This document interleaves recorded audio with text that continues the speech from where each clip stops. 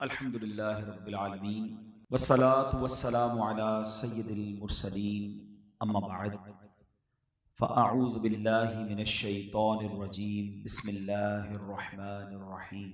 पढ़िए अस्सलातु वस्सलामु अलैका या रसूल अल्लाह व अला आलिका व अस्हाबिका या हबीब अल्लाह। अस्सलातु वस्सलामु अलैका या नबी अल्लाह व अला आलिका व अस्हाबिका या नूर अल्लाह। दुरूद पाक पढ़ने के बेशुमार फ़ज़ाइल व बरक़ात हैं। बहुत सारे वाक़यात फ़ज़ाइल दुरूद में मिलते हैं। एक बड़ा खूबसूरत वाक़या है कि सय्यदुना अब्दुर्रहमान बिन औफ रज़ी अल्लाह तआला अन्हु कहते हैं कि एक बार नबी के पाक अलैहिस्सलाम को मैंने देखा कि प्यारे आका अपने घर से निकले और किसी बाग की तरफ तशरीफ़ ले जाने लगे। तो कहते हैं मैं भी प्यारे आका अलैहिस्सलाम के पीछे पीछे जाने लगा। थोड़ा आगे गया तो मैंने देखा नबी के पाक अलैहिस्सलाम ने काबे की तरफ रुख किया और सजदे में चले गए। मैं इंतजार करता रहा, थोड़ी देर हुई और देर हुई, इट्स और लॉन्ग हो गया, सजदा काफी लंबा हो गया। मुझे डर लगा कि कहीं नबी पाक अलैहिस्सलाम की अल्लाह करीम ने सजदे की आलम में ही तो रूह कब्ज़ नहीं फरमा ली, इतना तवील सजदा। थोड़ी देर बाद नबी पाक ने सर मुबारक उठाया और जब आहट महसूस हुई तो फरमाया कौन है पीछे? कहा हुजूर अब्दुर्रहमान। कहा अब्दुर्रहमान क्या काम है? कहा हुजूर मैं आपके पीछे आ रहा था और आपने सजदा किया और इतना लॉन्ग इतना तवील सजदा किया कि मुझे ये खौफ होने लगा कि कहीं आपकी रूह कब्ज़ तो नहीं हो गई। तो अल्लाह के हबीब अलैहिस्सलाम ने जब अपने सहाबी की ये बात सुनी तो उन्होंने उसकी रीज़न बयान किया कि क्यों इतना तवील सजदा किया। अल्लाह के हबीब अलैहिस्सलाम फरमाते हैं कि ए अब्दुर्रहमान, मेरे पास अभी जिब्रील अमीन आए और ये बशारत लेकर आए कि या रसूल अल्लाह सल्लल्लाहु तआला अलैहि वसल्लम, अल्लाह पाक फरमाता है। जब भी याद रखिए वो हदीस जिसमें नबी पाक बयान करें और फरमान रब का हो, इसे हदीस कुदसी कहते हैं। जिब्रील अमीन ने कहा कि हुजूर रब फरमाता है कि ए महबूब, आप पर जो दुरूद पढ़ेगा मैं उस पर रहमतें नाजिल फरमाऊंगा, जो आप पर सलाम पढ़ेगा मैं उस पर सलामती उतारूंगा। ए अब्दुर्रहमान, इतनी बड़ी नेमत मेरे उम्मतियों को मिली, इस नेमत के शुक्राने पर मैंने ये सजदा किया था। अब जरा गौर करें, दुरूद कौन पढ़ेगा? उम्मती। रहमत किस पर नाजिल होगी? उम्मती पर, हमारे आका अलैहिस्सलाम। इसका मतलब ये हुआ कि रब तो इस उम्मत पर मेहरबान है। हमारे आका अलैहिस्सलाम खुद हमसे कितना प्यार करते हैं। वो हमारे नबी, उनके हम उम्मती। वो हमारे नबी, उनके हम उम्मती। उम्मती तेरी किस्मत पे लाखों सलाम। ये कितनी बड़ी मेहरबानी है अल्लाह की हम पर कि एक दुरूद पढ़ें तो रहमत नाजिल हो, सलाम पढ़ें तो सलामती नाजिल हो। इससे पता ये चला कि आजकल दौर बड़ा क्लैमिटीज का, प्रॉब्लम्स का, डिफिकल्टीज का है। बीमारियां अलग चल रही हैं, वायरस अलग चल रहे हैं, प्रॉब्लम्स अलग चल रहे हैं।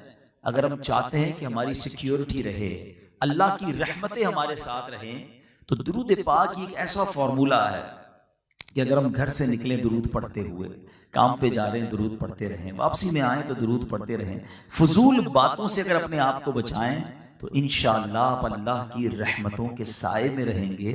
अल्लाह की रहमत नाजिल होती रहेगी तो प्रॉब्लम्स भी दूर हो जाएंगी।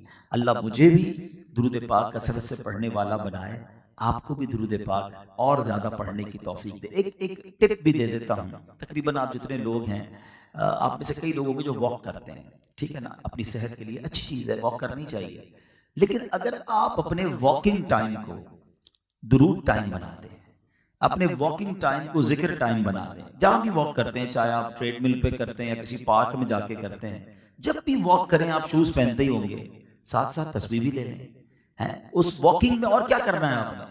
लेकिन अगर आप चलते चलते दुरूद पढ़ रहे हैं, उसके दो फायदे होंगे। एक तो एक पर्टिकुलर अच्छी तादाद में दुरूद आप पढ़ लेंगे, दूसरा जिधर जिधर चलते हुए जाएंगे वो सारी जगह आपके दुरूद पढ़ने की गवाह बन जाएगी। कलमा पाक भी पढ़ लें, अल्लाह का जिक्र भी कर लें, कुछ आप तादाद तय कर लेंगे, इतनी तस्बीह मैंने कलमा पाक की पढ़नी है, सुभान अल्लाह की पढ़नी है, अल्हम्दुलिल्लाह की पढ़नी, दुरूद की पढ़नी, 30 मिनट्स 40 मिनट्स व्हाटएवर टाइम जो आप वॉक कर रहे हैं, अगर उसको दुरूद टाइम और जिक्र टाइम बना लें। आप सोचिए हमारे जो असलाफ थे ना, वो बड़े कमाल के लोग थे, उनको एहसास था जिंदगी का कि ये एक एक सांस, एक एक मिनट कितना कीमती है। एक बुजुर्ग के बारे में आता है, वो जिधर से गुजरते थे ना, अल्लाह का जिक्र करते हुए गुजरते थे। एक बार किसी सड़क से गुजरे, दोबारा गुजरे वहां से, तो किसी ने कहा अभी तो आप गए थे, कहा मैं सड़क से गुजरा था मगर अल्लाह का जिक्र करना भूल गया था। मैं चाहता हूं मैं जिंदगी में जहां जहां से गुजरूं वहां रब का जिक्र करते हुए जाऊं, वो सारी जगह मेरे अल्लाह के जिक्र की गवाह बन जाए। और ये इतना एफर्टलेस नेकी है। जरा मिलकर कहिए सुभान अल्लाह, अब कहिए अल्हम्दुलिल्लाह, अब कहिए अल्लाह अकबर। कितनी देर लगी? आई थिंक 30 सेकेंड्स भी नहीं लगे। मगर आपको पता है आपने 30 सेकंड में क्या कमा लिया?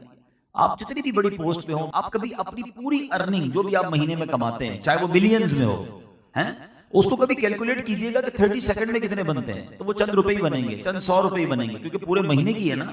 30 सेकंड्स में बिलियनर भी चंद 100 रुपए ही कमाता है, चंद 1000 कमा लेगा। मगर आपको अंदाजा है आपने 30 सेकंड में अभी क्या कमाया है? मेरे नबी के सच्चे वादे हैं, जो एक बार सुभान अल्लाह कहता है अल्लाह उसके लिए जन्नत में दरख्त लगा देता है। एक बार अल्हम्दुलिल्लाह कहे उसके लिए जन्नत में दरख्त लग जाता है। एक बार अल्लाह अकबर कहे उसके लिए जन्नत में दरख्त लग जाता है, विद इन सेकंड्स। और यकीन करें ये नेकियां जब इंसान दुनिया से जाएगा ना, फिर उसे रियलाइज होगा कि अल्लाह दोबारा भेज दे, मैं और नेकियां करना चाहता हूं। जब उसका अजर देखेगा तो फजूल बातों में, सोशल मीडिया में घंटों जाया कर देते हैं।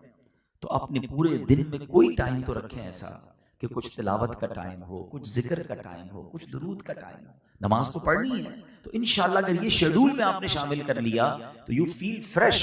हाँ, आप देखेंगे ये जिक्र और दुरूद आपको कितना रिलैक्स कर देगा।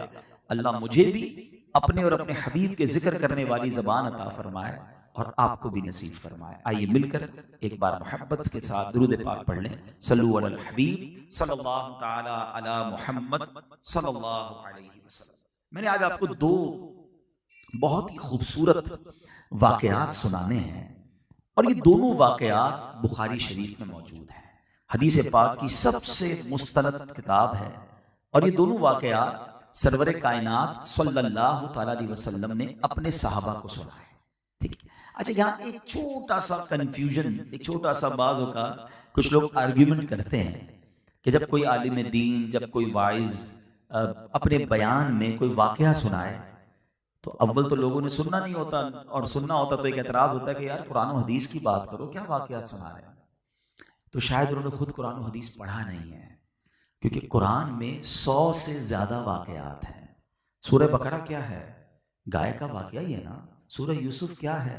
हजरत यूसुफ का वाकया है। बल्कि सूरह यूसुफ को तो अहसनुल कसस कहा गया, बेहतरीन, कुरान के बेहतरीन किस्सों में से एक किस्सा। It means there are so many stories in Quran, more than 100 Quran में वाकयात हैं। और मैं जो आज वाकयात आपको सुना रहा हूं ये बुखारी शरीफ में है, और नबी पाक अलैहिस्सलातु वस्सलाम ने सहाबा किराम को सुनाया। What is the reason? क्यों वाकयात सुनाया करते थे, और कुरान ने क्यों वाकयात बयान किए हैं? अच्छा, आज बड़ी टेक्नोलॉजी का दौर, बड़ा जनाब रिसर्च का दौर है। इन तमाम रिसर्च के बाद ये बात सामने आई है कि हमारे स्कूल हों, कॉलेजेस हों, बच्चों की मॉन्टेसरी भी हों, अगर कोई बात बच्चों को समझानी है तो उसके मुतालिक पहले कोई कहानी सुनानी है। क्यों? इंसान की ये साइकी है कि वो किसी स्टोरी के जरिए, किसी वाकये के जरिए बात को और अच्छे अंदाज से समझता है। तो इंशाअल्लाह उम्मीद है आइंदा कंफ्यूजन नहीं होगी। बहरहाल मैं तो बुखारी शरीफ का वाकया, और वो भी नबी पाक ने सहाबा को सुनाया। बनी इसराइल में 3 लोग थे, हदीस पाक का खुलासा है, और उन 3 लोगों में 3 प्रॉब्लम्स थे। एक बर्स का मरीज था। बर्स कहते हैं जिसके जिस्म पर वाइट दाग लग जाते हैं, पूरा जिस्म वाइट हो जाता है। एक था जिसके बाल ही नहीं आते थे, गंजा था, और एक अंधा था। इन तीनों की अल्लाह करीम ने आजमाइश फरमाई। एक फरिश्ता भेजा, वो बर्स के मरीज के पास गया और जाकर कहा कि तुम्हारी क्या ख्वाहिश है? कहता बस मेरी एक ही ख्वाहिश है, मेरे ये दाग दूर हो जाए, मेरी जिस्म बॉडी ब्यूटीफुल हो जाए, बड़ा अजीब सा मेरा चेहरा हो गया है, मेरी बॉडी बड़ी अजीब सी हो गई, अल्लाह करे ये दूर हो जाए। फरिश्ते ने उस पर हाथ फेरा, वो बिल्कुल क्लियर हो गया, ठीक हो गया। और माल कौन सा अच्छा लगता है? कहता मुझे ऊंट बड़े पसंद है। तो उसको 10 हामिला ऊंटनियां फरिश्ते ने दे दी, जिसमें बच्चे बाद में होने थे। आगे गया तो गंजा मिला जिसके बाल ही नहीं आते थे। कहा तुम्हारी क्या ख्वाहिश है? बस एक ही ख्वाहिश है, बाल आ जाए और ये बीमारी दूर हो जाए। फरिश्ते ने उस पर दम किया, उसके बाल आना शुरू हो गए। कहा और क्या चाहिए? कहा मुझे गाय बड़ी पसंद है, तो उसको हामला गाय दे दी। और आगे गया तो वो तीसरा अंधा था। कहा तुम्हें क्या चाहिए? कहा बस आंखें चाहिए, इससे बड़ी क्या नेमत होगी, अंधा हूं मैं। उसकी आंखों पर दम किया, उसको आंखें आ गई। है। और कहा और माल क्या चाहिए, तो कहा मुझे बकरियां बड़ी पसंद है। उसको हामला बकरियां दे दी उसने। अल्लाह का करना ऐसा हुआ कि तीनों के माल में भी बड़ी बरकत हुई। हदीस पाक में आता है कि ऊंटनी वाले के पास, बर्स वाले के पास ऊंटनी की वादी भर गई, इतनी ऊंटनियां हो गई थोड़े दिनों में। और जो बाल जिसको चाहिए थे बाल तो आ गए, और उसके पास बकरियां ही बकरियां, पूरे रेवड़ के रेवड़ बन गए। और जिसको आंखें चाहिए थी उसको आंखें भी मिल गई, और उसके पास भी गाय की जो है ना फरामानी हो गई। Now they become well of, पैसे वाले हो गए, उस जमाने के बिलियनर्स हो गए। अब वो फरिश्ता थोड़े अरसे बाद फिर गया, बर्स का मरीज बनकर। फरिश्ता, उसकी जो अपीयरेंस थी वो खुद भी, अब वो बर्स के जो मरीज के दाग होते हैं ना, उसी चेहरे में उस बंदे के पास गया और कहता भाई मैं बड़ा परेशान हूं, देखो मैं बर्स का मरीज हूं, खाने को भी कुछ नहीं है, मुसाफिर भी हूं, इतनी ऊंटनियां हैं तुम्हारे पास, एक ऊंटनी मुझे दे दो। वो कहता नहीं मैं तुम्हें तो नहीं दे सकता। कि तुम वही नहीं तुम जिसके पास कुछ भी नहीं था, अल्लाह करीम ने पिछले दिनों तुम्हारे दिन अच्छे किए। वो बंदा कहता है नहीं नहीं मैं तो खानदानी पैसे वाला हूं। अपनी औकात भूलकर वो कहता है मैं तो ये सब मेरे आबा अजदाद का माल है, मैं तो पहले से वेल ऑफ हूं, मैं तो बिल्कुल ठीक था, तुम वो नहीं जिसको बीमारी थी। कहता नहीं, अगर तू झूठ बोलता है तो अल्लाह पहले जैसा तुझे करते हैं। उस फरिश्ते ने ये दुआ की और आगे चला गया। अब उसके पास पहुंचा जिसके बाल नहीं थे, उसको जाकर कहता है कि मुझे भी कुछ अल्लाह के नाम पर दो, तुम्हारे पास तो बड़ा माल है। कहता नहीं मैं तुम्हें नहीं दे सकता। कहीं तुम तो थोड़े दिनों पहले तुम्हारे पास तो कुछ नहीं था, अल्लाह ने तुम्हें दिया। कहता नहीं ये सब मेरे बाप दादा का है, मैं तो खानदानी रईस हूं, हमारा तो खानदानी काम है। अच्छा अगर तुम झूठ बोलते हो तो अल्लाह तुम्हें पहले जैसा करते। हदीस पाक में आता है वो फरिश्ता जो है अंधा बनकर अब उस अंधे के पास गया, कहा कि भाई मेरे पास आंखें नहीं है, मेरे पास कुछ भी नहीं है, तुम्हें अल्लाह ने बड़ा नवाजा है, इतने सारे तुम्हारे पास जानवर हैं, इतनी बकरियां, एक बकरी मुझे दे दो। अंधा कहता तुम सही कहते हो, मैं भी थोड़े दिनों पहले अंधा था, मेरे पास कुछ नहीं था, ये आंखें भी मुझे मेरे रब ने दी हैं, ये माल भी मेरे रब ने मुझे दिया, तुम्हें जो चाहिए इसमें से ले लो, मुझे बिल्कुल अच्छी तरह एहसास है कि अंधा कैसे जिंदगी गुजारता है। फरिश्ते ने कहा मुझे चाहिए कुछ नहीं, उसको बरकत की दुआ दी और वो चला गया। अब ये हदीस पाक जो है ना, ये इस कदर हम सब के लिए इसमें मैसेज और दर्स है। अच्छा वो दोनों बर्बाद हो गए, जिसको कहा ना फरिश्ते ने कि अगर तुम झूठे हो तो पहले जैसे हो जाओ, वो वापस पहले जैसे हो गए, सारी नेमतें चली गई। मगर इस वाक्य से दो बातें सीखने को मिली कि इंसान को कभी अपनी औकात नहीं भूलनी चाहिए। आज मैं और आप जो कुछ है ना, ये फकत रब की अता है, हमारी कोई होशियारी नहीं है। हमारे वही दो कान हैं जो फकीर के होते हैं, वही दो आंखें जो उसके पास भी हैं। एक गरीब आदमी सिग्नल पर हमारी गाड़ी खुलती है तो हमारी गाड़ी पर वाइपर लगाता है, उसका कोई कसूर नहीं है कि आज वो वाइपर वाला और मैं एसी गाड़ी में बैठने वाला हूं, ये सिर्फ मेरे रब की मेहरबानी है, इसमें हमारा कोई कमाल नहीं है। मगर कभी कभी इंसान को ये बातें याद नहीं रहती, वो समझता है सब मैंने किया है, ये मेरी अकल है। नहीं जनाब, अगर होशियारी से ही पैसे मिलते होते, अकल से पैसे मिलते होते तो सारे दुनिया के प्रोफेसर अरबोपति होते। ऐसा नहीं है, पैसा अकल होशियारी से नहीं, मकाम अकल होशियारी से नहीं, अल्लाह की अता है, जिसको रब चाहे अता फरमाए। वतुइज़्ज़ु मन तशा वतुज़िल्लु मन तशा। और एक और बात याद रखनी है कि ये रब जब चाहे वापस भी ले सकता है, ये जब उसी ने दिया है तो फिर तो मेरे हाथ में कुछ भी नहीं है ना। जो जितना शुक्र अदा करता है, जो जितना अल्लाह का एहसान मानता है, जितना डाउन टू अर्थ रहता है, उसकी नेमतें, उसकी रहमतें उतनी बढ़ती हैं। और जो अकल कहते हैं ना, उसकी टोर ही बदल जाए, उसका स्टाइल ही बदल जाता है, उसको फिर बर्बाद होने से भी कोई नहीं रोक सकता। और ये नेमतों में इजाफे का फॉर्मूला भी यही है। अल्लाह ने कुरान में फरमाया ला इन शकरतुम ला अज़ीदन्नकुम, तुम मेरा शुक्र अदा करो मैं तुम्हें और अता करूंगा। सुभान अल्लाह। यानी अगर हम चाहते हैं कि ये कंटिन्यू रहे, इसको जवाल ना हो, ये हमारी नेमतें छिन ना जाएं, तो इसका फॉर्मूला यही है कि शुक्र अदा करते रहे, मालिक की तेरी अता है, तेरी मेहरबानी है। और तकब्बुर ना करें, प्राउड ना करें, अपना कमाल ना समझें, और फिर और लोगों को हेल्प आउट भी करते रहे। अच्छा इसमें जो है ना एक और कमाल की बात पता है क्या है, नॉर्मली हम कहते हैं, हमें सबको पता होता है क्या शुक्र करना चाहिए, लेकिन शुक्र जो है ना उसका इशू ये है कि हम समझते सिर्फ जबान से ही शुक्र शुक्र होता है, या अल्लाह तेरा शुक्र, या अल्लाह तेरी मेहरबानी। सिर्फ जबान से शुक्र नहीं होता, प्रैक्टिकली भी शुक्र होता है। मैं अल्लाह का शुक्र भी अदा करता रहा हूं, उसे नाराज भी करता रहा हूं, ये कैसा शुक्र है? मिसाल के तौर पे आपका एक मुलाजिम हो, आपके पास आए कि साहब मुझे कुछ कर्जा चाहिए, कोई हेल्प चाहिए। आपने कहा चलो बेटा मैंने तुम्हारी हेल्प कर दी। अच्छा वो क्या साहब बड़ी मेहरबानी, आप कहें बेटा तेरा ये गिलास उठा के उधर रख दो, वो तो नहीं रखूंगा। बेटा तेरा गाड़ी निकालो, वो भी नहीं निकालूंगा। अच्छा कल टाइम पे आना, नहीं टाइम पे नहीं आऊंगा। आपकी मेहरबानी, मेहरबानी भी कह रहा है और बात भी नहीं मान रहा है। तो बताइए आप क्या करेंगे? या तो उसे फायर कर देंगे कि अजीब शुक्र है, अजीब थैंक्स है, इस जबान से थैंक्स कह रहा है, बात एक भी नहीं मान रहा है। हम में से बहुत सारे लोग ऐसे ही हैं जो जबान से तो थैंक्स अदा कर रहे हैं, जबान से तो अल्लाह का शुक्र अदा कर रहे हैं, प्रैक्टिकली अल्लाह को नाराज कर रहे हैं। ना नमाज पढ़ रहे हैं। नमाज एक्चुअली पूरी बॉडी का शुक्र है, आंखों से लेकर, सर से लेकर, हाथ से लेकर, पैर से लेकर, ये पूरी बॉडी का शुक्र है कि या अल्लाह आंखें दी, पैर दिए, हाथ दिए, सब तेरी बारगाह में झुका रहा हूं। इतनी सी देर लगती है नमाज में, उसका टाइम नहीं हमारे पास। फरमाया हराम ना कमाओ, हराम कमा रहे हैं, हलाल के करीब नहीं जा रहे। ये कैसा शुक्र है?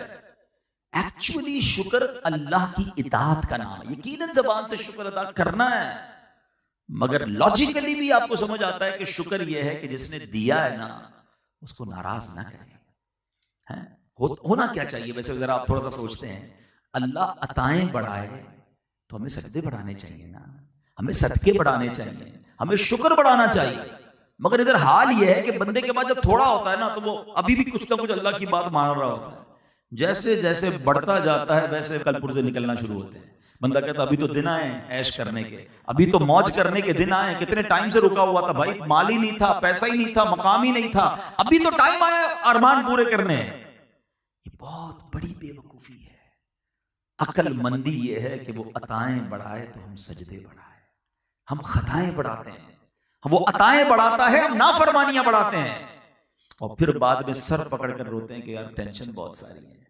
अच्छा, इसी वाकये से एक और बड़ा जबरदस्त मैसेज मिलता है कि आजमाइश जो है ना वो सिर्फ बीमारी नहीं है। हमने आजमाइश कभी का जब खुद ही कॉन्सेप्ट बना लिया, यार ये बंदा बड़ी आजमाइश में। क्या आजमाइश में? बीमार है। अच्छा ये क्या आजमाइश में? कर्जे में। ये क्या आजमाइश में? कारोबार में नुकसान हो रहा है। यकीनन ये आजमाइश है, लेकिन आजमाइश सिर्फ ये नहीं है, आजमाइश नेमतें देकर भी की जाती है। इन तीनों के साथ क्या हुआ था? इनको तो दिया, जो मांगा वो दिया ना अल्लाह ने, और यही तो चेकिंग थी। हम में से हो सकता है यहाँ कोई बेचारा बीमारी में, अल्लाह करे ना हो, बीमारी में नहीं होगा, या किसी कर्जे में नहीं होगा, किसी बिजनेस प्रॉब्लम में नहीं होगा। हम समझ रहे हैं, हम ठीक है। हमें जो इतनी सारी नेमतें दी गई है ना, ये भी आजमाइश है। यही तो चेकिंग हो रही है कि दे रहे हैं तो फर्मा बरदार बन रहा है या नाफरमान बन रहा है। एक बड़ी प्यारी बात उलमा से सवाल किया गया कि हमें कैसे पता चले, हाउ वी कैन जज कि जो मुझे मिला है या मिल रहा है ये नेमत है या आजमाइश है। क्वेश्चन है ना। बंदा कुछ भी नहीं कर रहा फिर भी तरक्की पे तरक्की, कारोबार बढ़ता ही जा रहा है, ओहदे बढ़ते ही जा रहे हैं। एक कमेटी का चेयरमैन, दूसरा का भी चेयरमैन, उधर भी आगे तरक्की। पता चला ना अल्लाह की कोई फर्मा बरदारी कर रहा है, तरक्कियां हो रही हैं। अब बंदा कहता है नेमतें मिल रही हैं। तो ये कैसे टेस्ट हो सकता है कि जो मुझे मिल रहा है ये नेमत है या आजमाइश है? इसका बड़ा खूबसूरत जवाब उलमा ने दिया। फरमाया ये चेक कर लो कि जो तुम्हें मिल रहा है इसके मिलने के बाद तुम अल्लाह से करीब हो रहे हो तो समझ लो ये नेमत है, और मिल भी रहा है और तुम रब से दूर भी हो रहे हो, समझ लो ये आजमाइश है। अब मैं और आप ये चेक कर लें कि मैं जब कम चीजें थी मेरे पास, जब वेल्थ कम थी या हेल्थ कम थी या सोर्सेस कम थी, रिसोर्सेस कम थी, नाम कम था, शोहरत कम थी, तब मैं अल्लाह के करीब था, या ये बढ़ती गई और मैं रब से दूर तो नहीं होता गया? इसका मतलब तो मुझे ढील दी जा रही है, इसका मतलब तो मुझे टेस्ट किया जा रहा है। तो please come on right path. अकल भी यही कहती है, लॉजिक भी यही कहती है। जिस दरख्त पर जितने फल लगते हैं ना वो दरख्त उतना ही झुकता है, वो अकड़ता नहीं है, कि दाना खाक में मिलकर गुले गुलजार होता है। आजी, इनकिसारी, हम्बल लोगों के साथ अच्छा बर्ताव, झुक जाए बंदा। और कभी कभी अकेले में आंसू भी बहाए कि मालिक इस काबिल नहीं जो तूने दे दिया, मेरी तो कोई ऐसी अच्छा अमल नहीं है।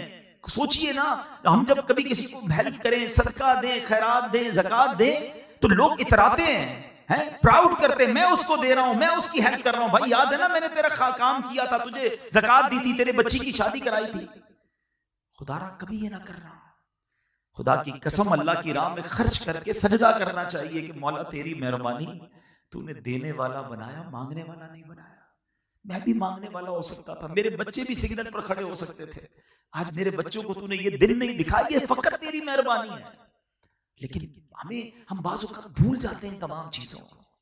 तो याद रखिए कि जो कुछ मेरे और आपके पास है वो रब की अता है। अब एक वाकया और उसके अंदर कितने सारे लेसन है।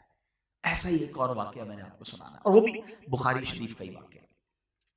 प्यारे आका अलैहिस्सलाम ने अपने सहाबा को सुनाया कि 3 दोस्त थे और किसी ट्रैवल पर गए, और जब ट्रैवल पर गए तो रास्ते में रात का वक्त हो गया, उनको आराम करने की जरूरत महसूस हुई।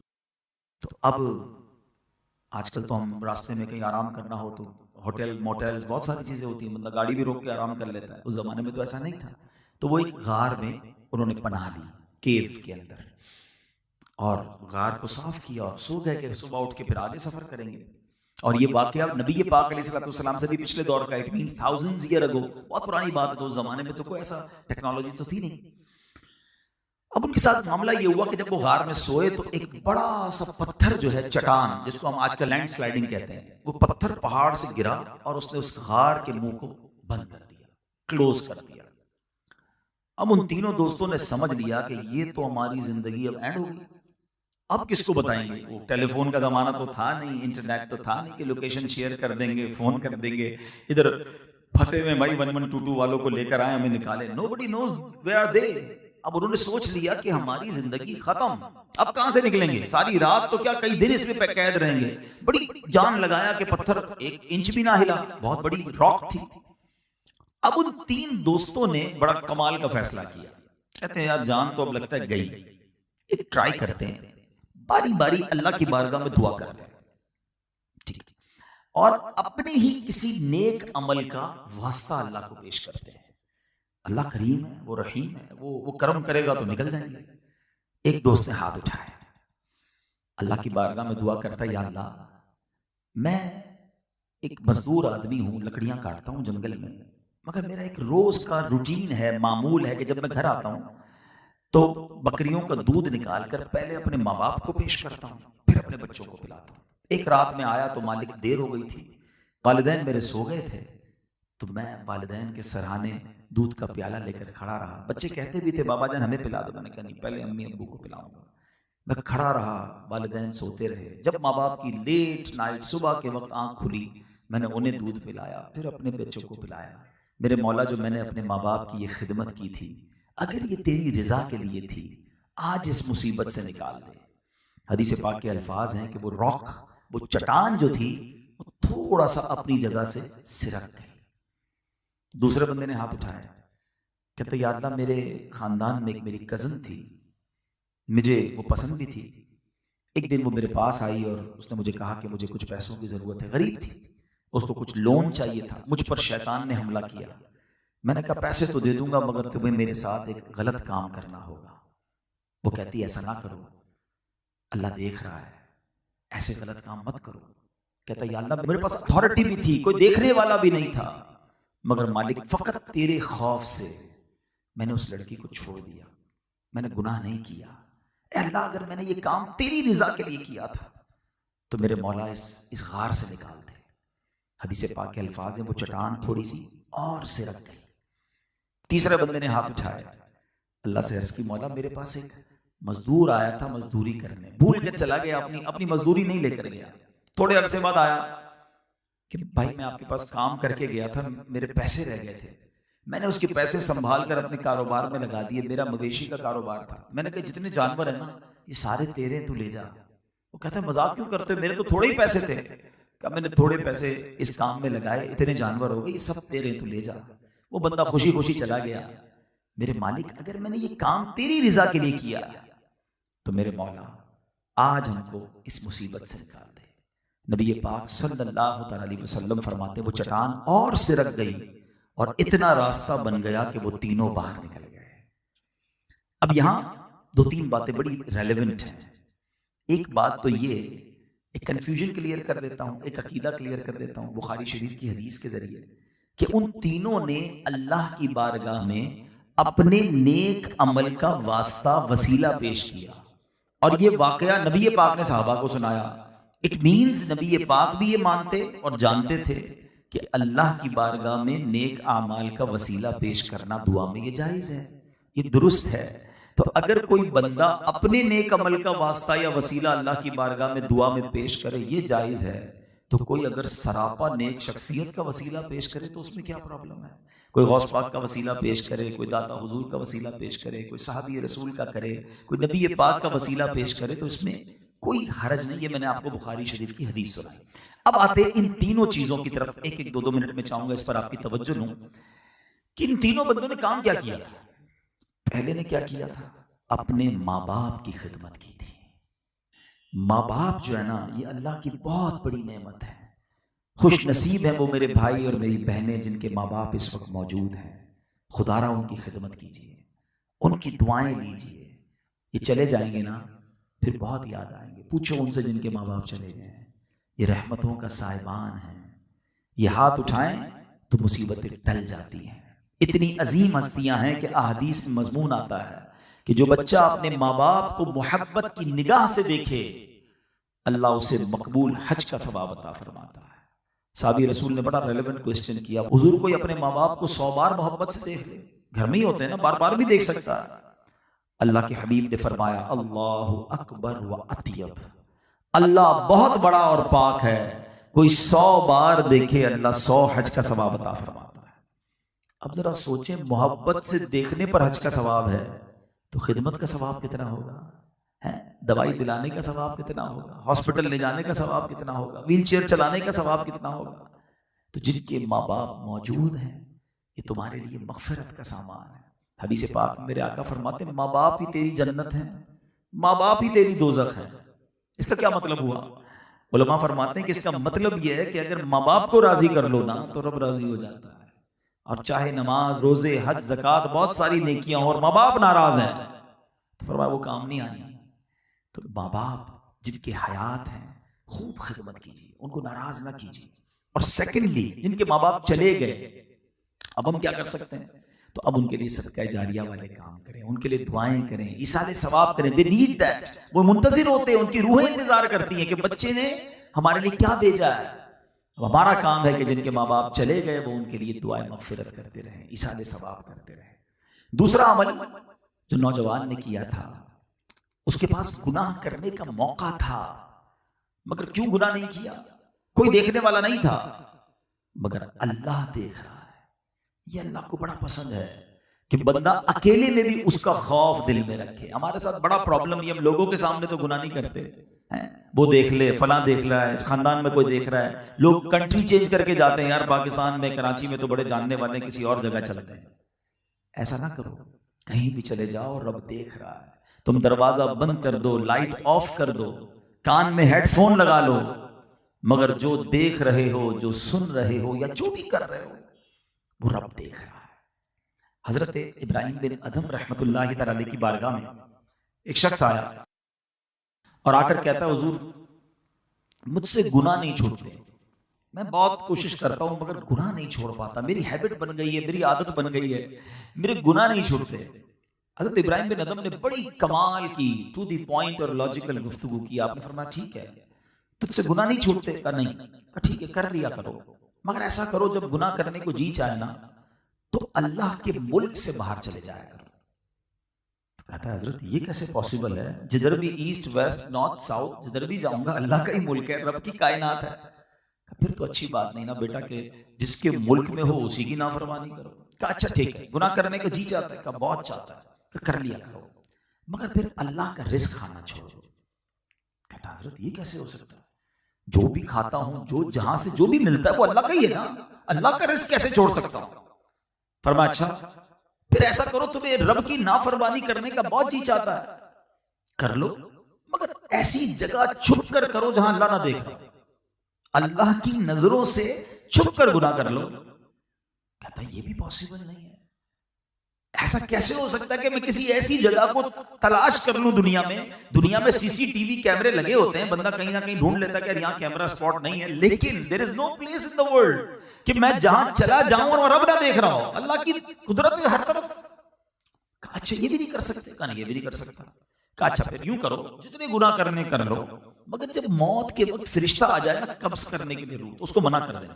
कहा नहीं अभी रुक जाओ, मैंने तौबा करनी है। कहता हजरत ये भी पॉसिबल नहीं है, जो लम्हा, जो घड़ी, जो वक्त लिखा है वो तो मुझे फरिश्ता कब्ज कर लेगा रूह, मुझे कोई चांस भी नहीं मिलेगा, पहले से नोटिस भी नहीं मिलेगा कि मैं तौबा कर लूं। अच्छा ये भी नहीं कर सकते? कहा ये भी नहीं कर सकता। अच्छा फिर एक काम करो, जैसी मर्जी अयाशी वाली जिंदगी गुजारनी गुजार लो, कयामत के दिन फरिश्ते तुम्हें खींचकर जहन्नम की तरफ ले जाए तो मना कर देना। कहा मैं नहीं जाता। कहता हुजूर ये कैसे पॉसिबल है? Nobody have power to deny angels on the day of judgment. उस दिन कौन पावर रखेगा कि फरिश्तों को मना कर दे कयामत के दिन? अब आपने समरी बयान की, आपने कहा बेटा तुम अल्लाह का रिस्क खाना छोड़ नहीं सकते, अल्लाह के मुल्क से बाहर निकल नहीं सकते, अल्लाह की नजर कुदरत से छुप नहीं सकते, कयामत के दिन फरिश्तों को मना कर नहीं सकते, मौत के वक्त को टाल नहीं सकते। फिर एक ही काम कर लो, गुनाह करना छोड़ दो, फिर नाफरमानी छोड़ दो। जब वो सारे काम नहीं कर सकते तो फिर एक चीज तो कर सकते हो ना। अब वो ज़ारो कितार रोने लगा और उसने कहा बात आपकी ठीक है, अब मैं अल्लाह की नाफरमानी से तौबा करता हूं। तो आज ये मैसेज हमें लेके जाना है कि उस जो गार वाले नौजवान ने दुआ की थी ना कि he have control on that girl, उसके पास चांस था बुराई करने का, मगर क्यों नहीं किया? अल्लाह देख रहा है। बस अल्लाह से ये दुआ करो कि ये दिल में एहसास उजागर हो जाए। ये इम्तिहान है मेरा और आपका दुनिया में। आजमाइश पर बात हो रही थी ना कि हम समझते हैं कि आजमाइश सिर्फ बीमारी परेशानी में, ये भी बड़ी आजमाइश है कि गुनाह सामने है दिल ललचारा है, हराम पैसे, ओहो डील आ गई है सामने, इतने पैसे, एक ही तो झूठ बोलना है, एक ही तो साइन करना है, एक ही तो फॉर्जरी करनी है, एक ही तो रूल ब्रेक करना है। यही तुम्हारा इम्तिहान है कि ये अल्लाह देख रहा है कि रब की रिजा चाहिए या दुनिया का माल चाहिए। अकेले में बंदा है, गुनाह करने को जी चाह रहा है, कोई रोकने वाला नहीं, और उधर बंदा अल्लाह के खौफ से रुक जाए कि रब देख रहा है। एक हदीस पाक है, तवील हदीस है कि कयामत के दिन जिन खुश नसीब लोगों को अल्लाह के अर्श का साया मिलेगा ना, उनमें एक खुश नसीब वो भी है कि जिसको गुनाह करने का मौका मिले, बुराई करने के लिए कोई औरत बुलाए और वो कहे कि नहीं मैं अल्लाह से डरता हूं। इन तमाम चीजों को ज़हन में रखना। अल्लाह करे कि ये है मुश्किल, मगर ये कब मिलेगा कि जब बंदा ऐसे लोगों की सोहबत में रहे कि जहां खौफ खुदा की बात होती हो, जहां आखिरत की बात होती हो। दुनिया में चंद दिन तो देखिए गुनाहगार की लाइफ भी गुजर जाती है, नेकूकार की लाइफ भी गुजर जाती है, मरना हम सबने है। और जब कब्र में जाएंगे ना, नॉर्मली सोसाइटी, कॉलोनी या बाहर से घर देखकर आपको पता चल जाता है कि यहाँ कैसे लोग रहते हैं। आप डिफेंस जाए तो लगता है यार यहाँ वेल ऑफ लोग रहते हैं, लियारी की तरफ जाए तो यार यहाँ गरीब लोग रहते हैं। कॉलोनी देखकर पता चल जाता है, कब्रिस्तान में कब्र देखकर पता नहीं चलता कि अंदर क्या हाल है। सब कब्रें एक जैसी होती हैं, किसी की कब्र जन्नत का बाग होती है और किसी की कब्र दोज़ख का घड़ा होती है। अब ये फैसला होगा हमने जिंदगी कैसी गुजारी है। यहाँ से बुकिंग नहीं हो सकती। हम इस वक्त अमेरिका जाएं, यूरोप जाएं, कहीं भी जाएं, अपनी मर्जी का होटल बुक करते हैं, अपनी मर्जी का रूम बुक करते हैं। पहले जनाब booking.com पे जाके कैसे रूम है, वॉशरूम कैसे हैं, कितनी जनाब उसके स्टार्स कितने, रिव्यू कितने, 4-5 दिन के लिए जाना है, उसके लिए इतना जनाब हम सेटअप चेक करते हैं। गाड़ी कौन सी होगी तो जनाब वेदर कैसा होगा। यार जहां 4 दिन जाना है उसके लिए इतनी तैयारी, इतने रिव्यूज। मैं आपको नबी पाक के रिव्यू बता रहा हूं ना कि कब्र में 2 ही तरह की कब्रें होंगी, there is no third option. 2 ही कब्रें होती हैं, या तो जन्नत का बाग है या तो दोज़ख का घड़ा है। बुक करो ना कौन सी करनी है। 4 दिन के लिए नहीं होगी, कयामत तक के लिए होगी। हजारों साल से लोग कब्र में हैं, और मैं और आप जब मरेंगे तब भी हजारों साल, पता नहीं कितने 100 साल 1000 साल कब्र में रहना पड़े। आज रूम के अंदर तो एक कॉल करते तो बंदा वेटर आकर कॉफी दे जाता है, हमारा जो चीज चाहिए फौरन आ जाती है। उधर कोई नहीं आएगा, मैं हूंगा, मेरे अमाल होंगे, बट नोबडी हैव टू। अच्छा, उसके बारे में बात करने के लिए भी कोई तैयार नहीं है। अभी तो घर में बैठ के बात हो ना, यूरोप जाना है, जरा कोई कहता नहीं सिंगापुर जाना है, अच्छा रुको जरा चेक करता हूं क्या होता है। अभी बात होती है तो हम उसकी सर्चिंग शुरू कर देते हैं। जिधर नहीं जाना उधर भी रोज चेक करते हैं। वो कभी कभी तो किसी वो booking.com पे कोई मुल्क एक बार सर्च कर लो तो बार बार वो मैसेज भी कर रहा होता है, आपने एक बार सर्च किया तो जाना नहीं जाना दोबारा, याद कर रहा है तुम्हें, वो मुल्क कॉल कर रहा है। अरे मुल्क कॉल कब से करता है, कब्र रोज कॉल कर रही है, लेकिन उसके बारे में कोई बात भी नहीं करता है, उसके बारे में कोई डिस्कस ही नहीं करता है। बाजों का शैतान है ना, कहते हैं अरे मौलाना साहब बातें बहुत अच्छी कर रहे हैं, मेरी बातें हो रही है, दिमाग में डाल रहा हूँ, बिल्कुल ठीक बोल रहे हैं, लेकिन बस अभी तो जवानी है, बस 50-60 साल बाद मैंने भी अल्लाह करना है, मैंने क्या करना है। लेकिन क्या आपने जवान मरते नहीं देखे? आपके पास गारंटी है कि आप 50-60 साल तक जिंदा रहेंगे? मैं अभी आपको रीसेंट वाकया सुनाता हूँ, पिछले हफ्ते की बात है। हमारे एक दोस्त हैं जद्दा में, बेचारे अमेरिका पहुंचे, अभी अमेरिका लैंड किया है। उनकी 15 साल की बेटी जद्दा में थी, स्कूल से आई है, कोई बीमारी नहीं, अपने नूडल्स खुद बनाए। थोड़ी देर बाद उसकी तबीयत खराब हुई, घर वाले नॉर्मल समझे, हॉस्पिटल लेकर गए, उसका इंतकाल हो गया। 15 इयर्स, ये है जिंदगी और मौत, पता भी नहीं चलता, कोई बीमारी भी नहीं होती, बंदा अचानक से सोते में सुबह नहीं उठता है। इन तमाम बातों के बाद पता समझ क्या आती है कि हम रोज ऐसे जिंदा रहें कि अगर आज मरना पड़ गया तो वो सफर तैयार है, कब्र ऐसी होगी कि जन्नत का बाग बन जाएगी, मैं लाइफ ऐसी गुजारूं। देखिए, मुझे और आपको कोई मैसेज नहीं आएगा। आजकल एक मैसेज आता है कभी कभी मोबाइल कंपनीज की तरफ से कि योर डेटा इज गोइंग, खत्म होने वाला है, ऑफ होने वाला है, जल्दी से टॉप अप कर लें, अपना बैलेंस डलवा लें, क्योंकि थोड़े ही जीबी रह गए, थोड़े ही जनाब आपके मिनट्स बाकी रह गए। जिंदगी में कोई मैसेज नहीं आएगा कि जनाब 3 दिन रह गए, तौबा कर लें, आज आखिरी दिन है, अल्लाह को याद कर लें। सुबह बंदा घर से निकलता है और शाम जनाजा घर पे आता है। क्या ऐसा नहीं होता? हमारे साथ होता है, हमारे दोस्तों के साथ हुआ है। तो काश मैं और आप तैयार रहें, आगाह अपनी मौत से कोई बशर नहीं, सामान 100 बरस का है, पल की खबर नहीं। और जो तीसरा बंदे का वाकया था वो क्या था कि उसने एक मजदूर की मजदूरी संभाल के रखी, अच्छी जगह इन्वेस्ट की, जब वो आया तो उससे ज्यादा करके दी। अल्लाह ने दुआ सुनी ना, गार से निकल गया ना। ये हमने भी सीखना है। पास औकात होता है इंसान हमारे पास के पैसे भूल जाता है, किसी की अमानत होती है हमारी तरफ और हमें ख्याल ही नहीं होता। हम कहते ठीक है भूल गया तो क्या, अच्छा पास औकात लोग कहते हैं किसी के हैं भी तो क्या कर लेगा, बिगाड़ तो नहीं सकेगा ना। ठीक है, आज हमारा कोई बिगाड़ नहीं सकता, मगर एक दिन तो जवाब देना पड़ेगा ना। कोई किसी की जमीन पे कब्जा कर लेता है, कोई किसी के पैसों पे कब्जा कर लेता है और कहता है ठीक है मेरा कोई नहीं बिगाड़ सकता, आज तुम्हारा कोई नहीं बिगाड़ सकता। मगर एक दिन होगा जब जालिम का गिरबान होगा और मजलूम का हाथ होगा, और अल्लाह मजलूम के साथ होगा। मजलूम, जब मैंने पिछले दिनों पंजाब गया तो एक बड़ा प्यारा जुमला सीखने को मिला। वो कहते हैं ताकतवर से ना डरो, माड़े आदमी से डरो। जो कमजोर होता है ना उससे डरो, क्योंकि ताकतवर वो ताकतवर तुमको मैं उससे ज्यादा ताकतवर हूं। कमजोर जो होता है तो वो हाथ उठाता है ना तो वो अर्श तक जाती है सदा, अल्लाह खूब उसकी पुकार सुनता है और फिर बेड़ा गर्क हो जाता है जालिम का। अल्लाह हमेशा हमें जुल्म से बचाए, अमानतों को पूरा लौटाने वाला बनाए। दुनिया में दे दो आप, अगर किसी का आता है ना दे दें, कम नहीं होगा आपके पास। अगर यहां नहीं दोगे ना तो कयामत के दिन नहीं दे सकेंगे, वहां पैसे नहीं चलेंगे, वहां नेकियां चलेंगी। सैयदी आला हजरत इमाम अहले सुन्नत फरमाते हैं जो किसी के 3 पैसे जानबूझकर दबा ले उसे बरोज़े कयामत 700 मकबूल बाजमात नमाजें देनी पड़ेंगी 3 पैसों के बदले। मुझे बताओ ना, इधर तो लाखों रुपए होते हैं, नहीं होता एहसास।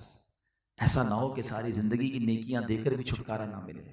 तो अल्लाह करे कि हम लोगों के हुकूक पूरे करने वाले बने। बहरहाल आज मैंने आपको 2 बुखारी शरीफ के वाकयात सुनाए और ये दोनों जबरदस्त मैसेजेस हैं हमारे लिए, अगर हम असर लेने वाले बने। और हम थोड़ी सी दोहराई कर लेते हैं। पहले वाकये में हमने शुक्र के बारे में सीखा, अल्लाह की नेमतें हैं तो उसका शुक्र अदा करें, नाशुक्री ना करें। ये ना सोचें ये मेरा है या मैंने कमाया है या मुझे ये इज्जत मेरी कोशिश की वजह से मिली है। जो मिला है रब की अता से मिला है, उस पर तकब्बुर ना करें। और दूसरे वाकये में हमें सीखने को मिला 3 बातें। माँ बाप का अदब, अकेले में भी गुनाह से बचने की कोशिश, और थर्ड अमानतें पूरी लौटाएं, किसी का हक ना दबाएं। तो इंशाअल्लाह अगर इन 4 बातों को हम पकड़ लें और इस पर अमल करने वाले बन जाएं, अल्लाह ने चाहा दुनिया में भी खैर होगी, आखिरत में भी खैर होगी। अल्लाह करीम हम सबको अपनी आखिरत की तैयारी करने की तौफीक अता फरमाए। सल्लल्लाहु अलैहि हबीब सल्लल्लाहु तआला अला मुहम्मद।